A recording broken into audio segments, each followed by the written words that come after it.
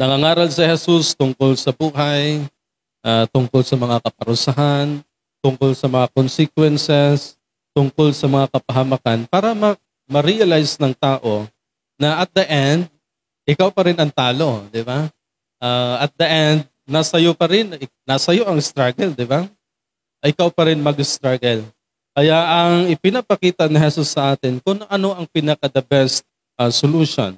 Sa mga nangyayari sa buhay, ang pinaka-the best way is healing of heart, mind, and soul.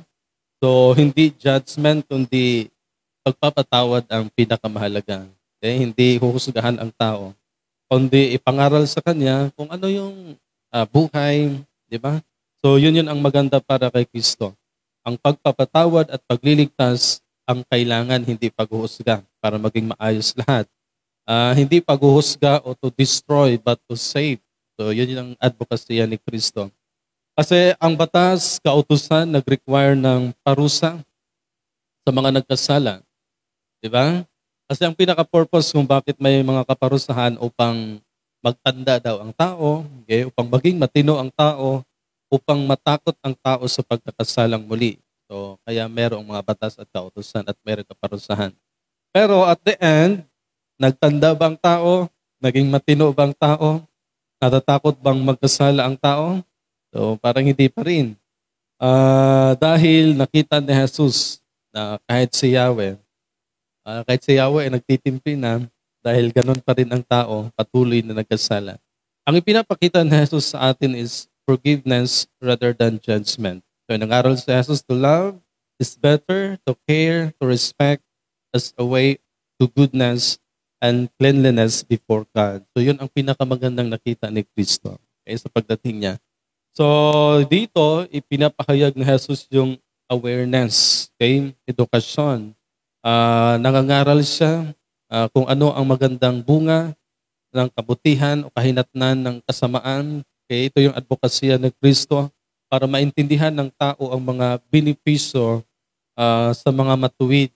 Ano ba ang magandang naidulot kapag naayos natin ang buhay? Kasi alam nyo, kapag hindi pa rin naayos ang buhay, parang ano yan nakatali ka dyan, hindi ka makapag move on, di ba? Parang kapag nasa sitwasyon ka ng mahabang panahon, parang napakaliit lang sa iyo ang daigdig, parang nasa danger situation ka, parang parang bagang hindi komportable ang yung pamumuhay. So instead of parusa, ay pinapaliwanag ni Jesus yung anong mangyari pagkatapos nito. At ano din ang kahinatnan, benepisyo sa matuwid na pamumuhay. So, hindi huhusgahan ang nakita ni Kristo, kundi paintindi na ito ang mangyari sa iyo, sitwasyon, di ba? Stress, hindi ka mapayapa dyan kapag nananatili ka dyan, di ba? Kapag naunawaan naman ng tao ang kahinatnan ng buhay at kahulugan ng buhay, doon na yung pagbabago, doon niya na maintindihan. Makita na niya doon yung mga realization na ito'y mahalaga, dito mahalaga, dito ang maayos kaysa dyan. Okay? So, ang tanong natin, sa pagdating ng araw, huhusga pa ba si Jesus sa mga makasalanan o hindi na? Magandang tanong din yan.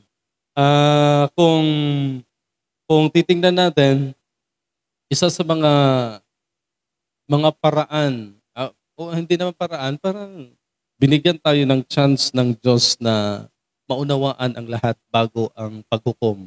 Diba? Parang binigyan tayo ng chance ng Diyos na maintindihan ang mga ganitong estado ng pamumuhay bago magtapos ang daigdig. Kasi matatapos ang lahat ng bagay. So ang daigdig is preparatory for life everlasting. So dito pa lang ay tinuturuan na tayo na Jesus na maunawaan ang lahat ng bagay. So binibigyan tayo ng mga chances, pero kung hindi ka talaga magbago, anong mangyayari? So merong tinatawag na righteous judgment. Pag sinasabing righteous judgment, talagang ito'y ayon sa iyong ginagawa sa daigdig na ito. So merong kaparusahan. Ito yung naaayon sa estado ng pamumuhay mo. Kung ano ka dito sa mundo, meron din kang lugar doon sa kaharian ng Diyos. Kung maayos ang iyong pagtrato sa mundong ito, ganun din sa kaharian ng Diyos kasi meron tayong upside down